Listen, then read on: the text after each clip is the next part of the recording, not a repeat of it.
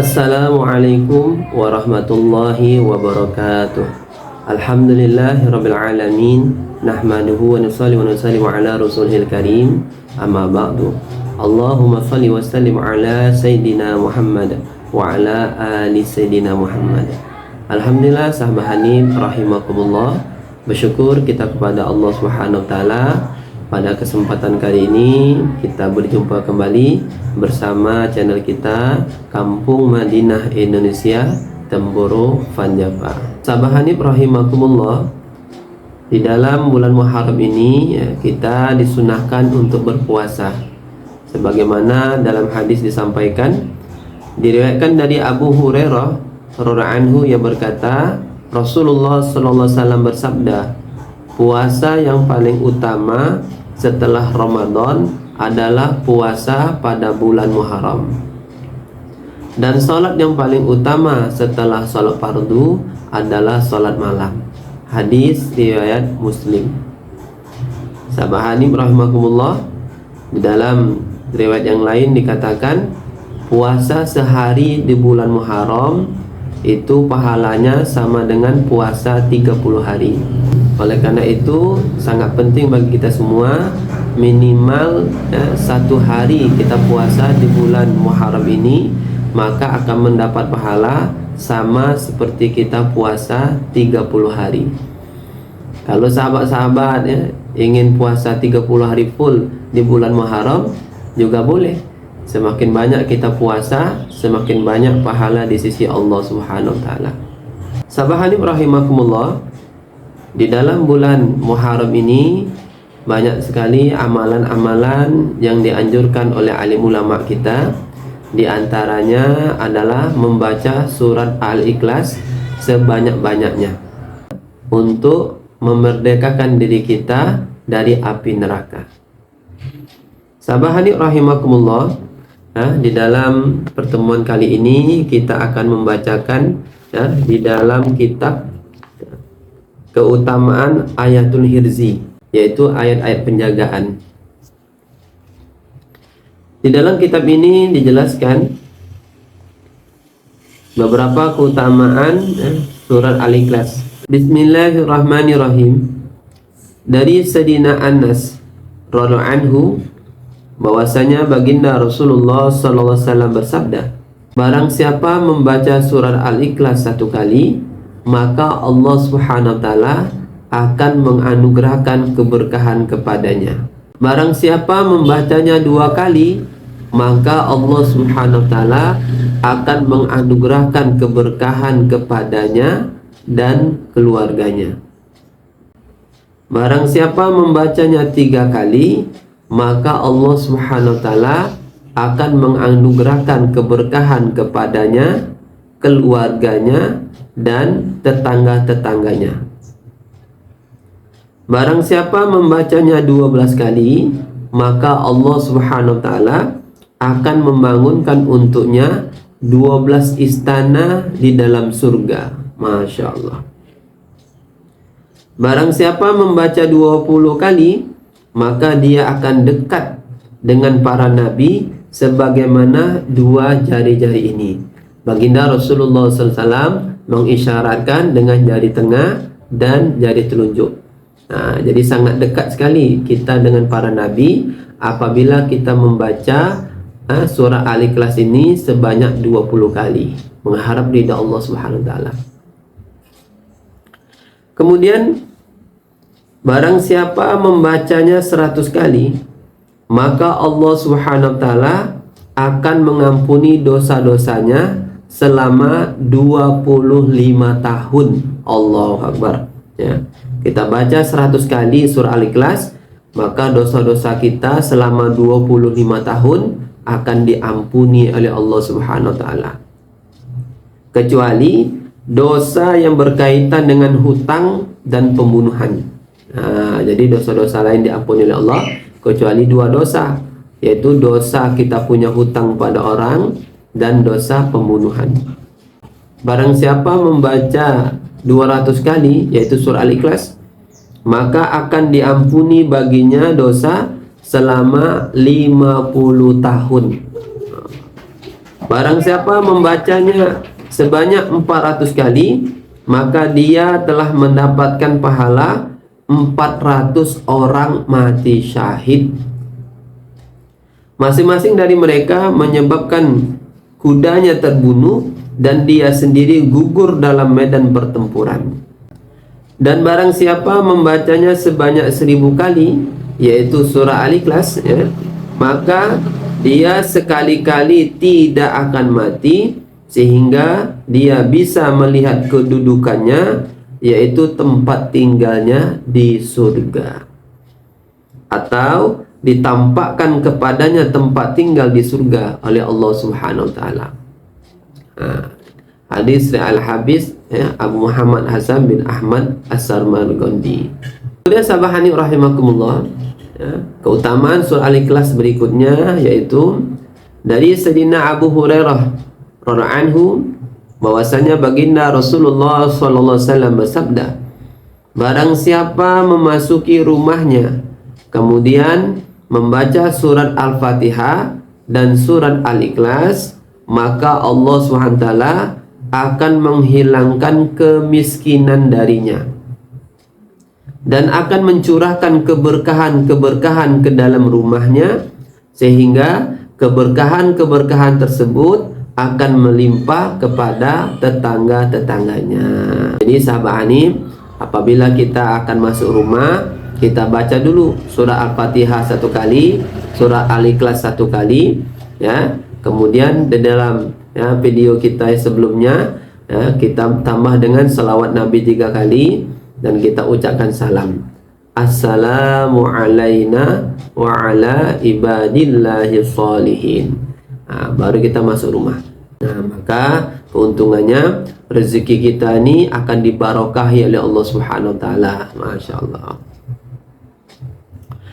Kemudian sabahani rahimakumullah, hadis berikutnya dari Sayyidina Ali radhiyallahu anhu, baginda Rasulullah sallallahu alaihi wasallam bersabda, barang siapa sholat subuh kemudian dia tidak berbicara selain zikrullah sehingga membaca surat Al-Ikhlas 10 kali, maka pada hari tersebut tidak akan ada dosa yang bisa menghancurkannya dan dia akan dijaga oleh Allah dari gangguan syaitan. Masya Allah. Jadi sahabat Hanif, ya, habis sholat subuh kita zikir, ya, kita zikir habis sholat, kemudian ditambah dengan membaca surat Al-Ikhlas 10 kali, maka pada hari tersebut tidak akan ada dosa yang bisa menghancurkan kita dan kita akan dijaga oleh Allah dari godaan syaitan. Masya Allah.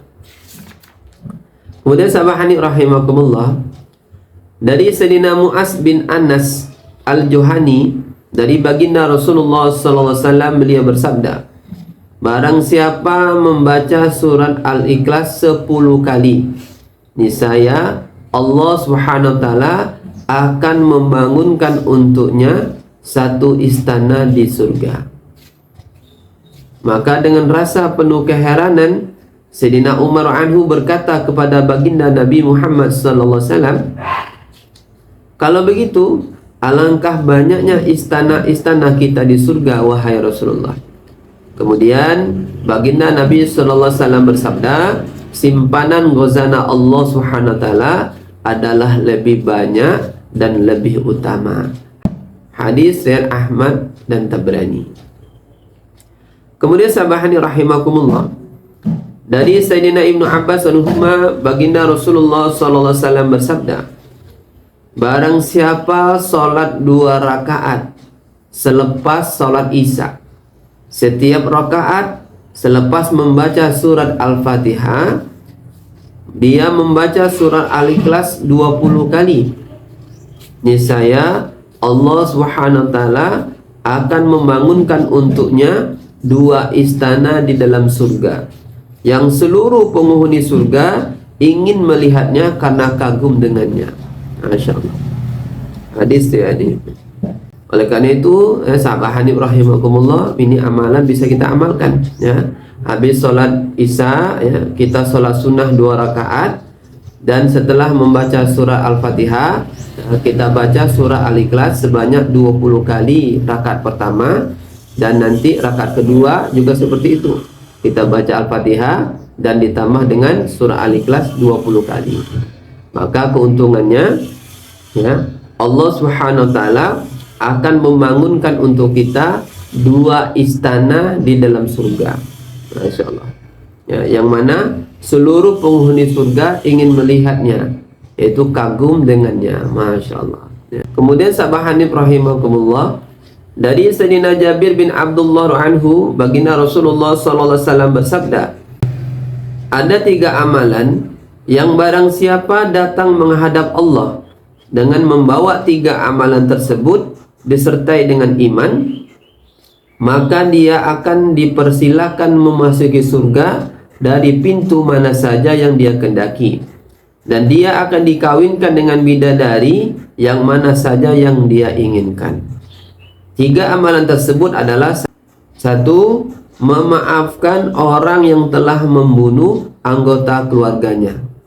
Yang kedua, membayar hutang yang tersembunyi, itu tidak ada saksi atas hutangnya, bahkan mungkin orang yang menghutangi dia sudah lupa. Yang ketiga, setiap selesai sholat fardu membaca surah Al-Ikhlas sebanyak 10 kali.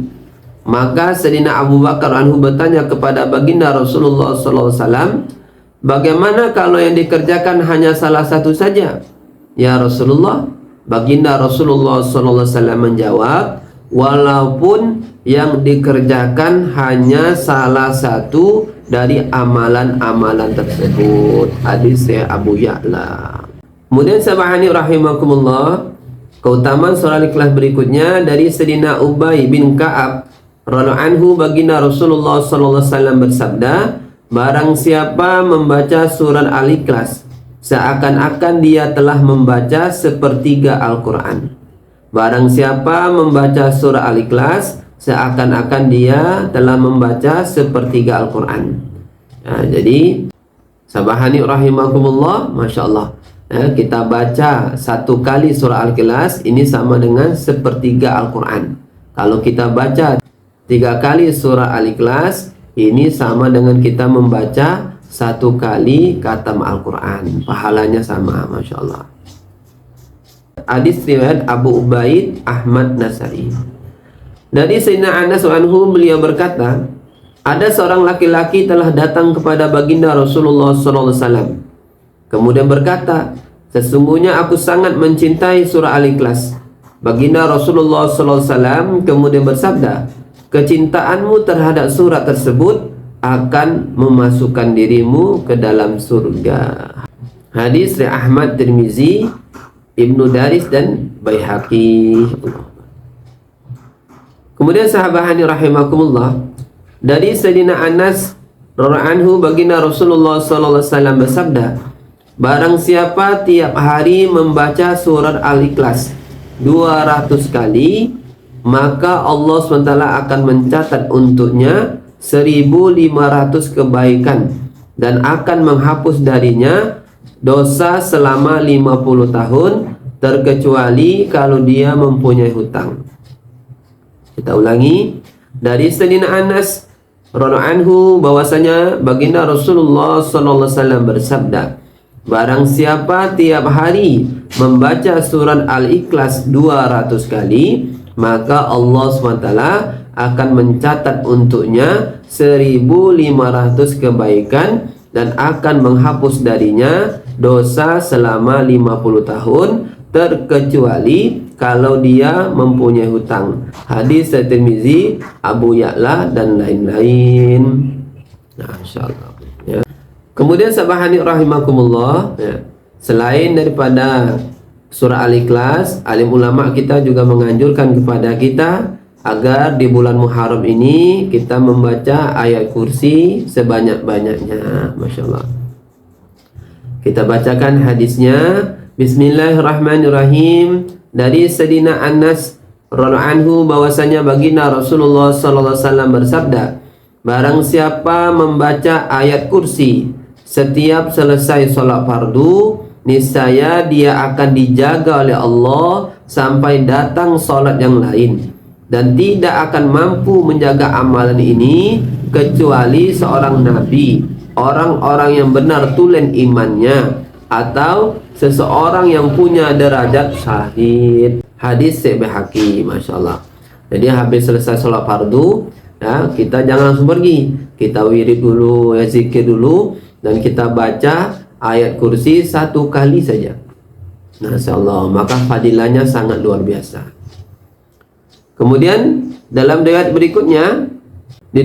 berikutnya, barang siapa membaca ayat kursi setiap selesai sholat, tidak ada yang menghalangi dia masuk surga selain kematian. Hadis Nasai, Masya Allah.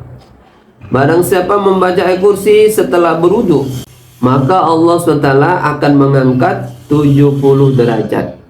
Habis kita berwudu, kita baca, ya, doa wudu, ya. Selesai baca doa wudu, kita sambung dengan baca kita ayat kursi 1 kali. Niscaya Allah SWT akan mengangkat 70 derajat di sisi Allah Subhanahu wa taala. Katakan dari Sayyidina Abi Qatadah anhu bahwasanya baginda Rasulullah sallallahu alaihi wasallam bersabda, barang siapa membaca ayat kursi dan akhir surah Al-Baqarah ketika mengalami kesusahan, niscaya Allah akan menolongnya. Masya Allah, ya. Diulangi, barang siapa membaca ayat kursi dan akhir surah Al-Baqarah ketika mengalami kesusahan, niscaya Allah akan menolongnya. Hadis Ibnu Sunni. Oke, sahabat Hanif rahimakumullah, demikianlah yang dapat saya sampaikan. Mudah-mudahan muzakarah kita ini bermanfaat. Niat untuk amal yang sampaikan dan kesempurnaan majelis. Mari kita tutup dengan doa kifaratul majelis. Subhanallah wa bihamdihi, subhanakallahumma wa bihamdika, asyhadu an la ilaha illa anta, astaghfiruka wa atubu ilaik. Wassalamualaikum warahmatullahi wabarakatuh.